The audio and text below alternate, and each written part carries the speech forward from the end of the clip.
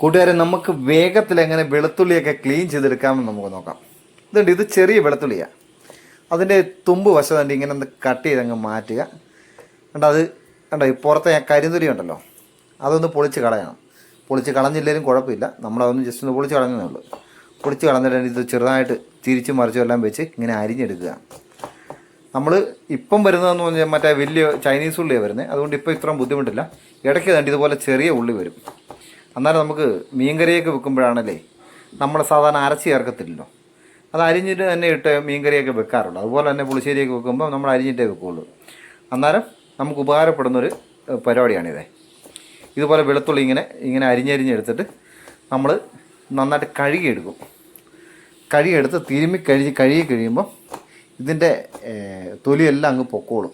നല്ല ക്ലിയർ ആക്കി എടുക്കാം. ഇത് കണ്ടോ, ഇതുപോലെ ഏറ്റവും ചെറുതായിട്ട് അരിഞ്ഞെടുക്കുകയാണ് ഏറ്റവും നല്ലത്. അതങ്ങ് പൊക്കോളും. ഉണ്ടോ, ഇത് നമ്മളൊരു 3-4 എണ്ണം എടുത്തായിരുന്നേ. 3-4 എണ്ണം എടുത്ത് എന്നിട്ട് നമ്മളൊരു പാത്രം എടുത്ത് വെച്ച് നമുക്ക് അതിലോട്ട് അത് മാറ്റാം. അവിടെ എടുത്തിട്ട് നമുക്ക് അത് കഴുകി അങ്ങോട്ട് മാറ്റാം. നമ്മൾ ഓരോന്നായിട്ട് പൊളിച്ചൊക്കെ എടുക്കുമ്പോൾ എന്തൊരു സമയം നമുക്ക് ചിലവാകും. സമയം എത്ര പോവല്ലേ. ഇത് നമുക്ക് നന്നായിട്ട് തിരുമിയൊക്കെ കഴുകി എടുക്കുവാണെങ്കിൽ ഒരൊറ്റ ഉള്ളിത്തൊലി പോലും ഇല്ലാതെ നമുക്ക് ഇത് ക്ലിയർ ആക്കി എടുക്കാം കേട്ടോ.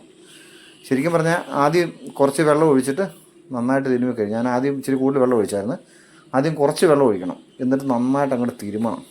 തിരുമി അങ്ങോട്ട് എടുത്ത് കഴിയുമ്പോൾ കണ്ടോ, ഉള്ളിയുടെ തൊലിയെല്ലാം ഇങ്ങനെ വരുന്നുണ്ടോ, നമ്മുടെ കൈയെല്ലാം പറ്റിയിരിക്കുന്നുണ്ടോ, തൊലി മാത്രമേ ഉള്ളത്.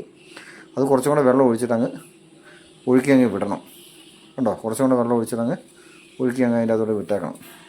അത് കഴിഞ്ഞ് ആ ഇച്ചിരി വെള്ളത്തിലൊന്ന് നന്നായിട്ട് അങ്ങ് കഴുകിയെടുക്കണം. കുറച്ച് നേരം തിരുമ്മി കഴിയുമ്പോൾ ആ തൊലിയെല്ലാം അങ്ങ് പൊക്കോളും അതിൻ്റെ. എന്നിട്ട് നല്ലതായിട്ട് വെള്ളം ഒഴിച്ചിട്ട് ശരിക്കും പറഞ്ഞാൽ 2 കഴുകി കഴിയാൽ മതി, എന്നാലും അത് മൊത്തം ക്ലിയറാകും. അല്ലെങ്കിൽ നമ്മൾ എത്ര സമയം എടുക്കണം, ഇത്ര ഉള്ളിയൊക്കെ ഒന്ന് പൊളിച്ചൊന്നൊക്കെ എടുക്കണമെങ്കിൽ എത്ര സമയം വേണം.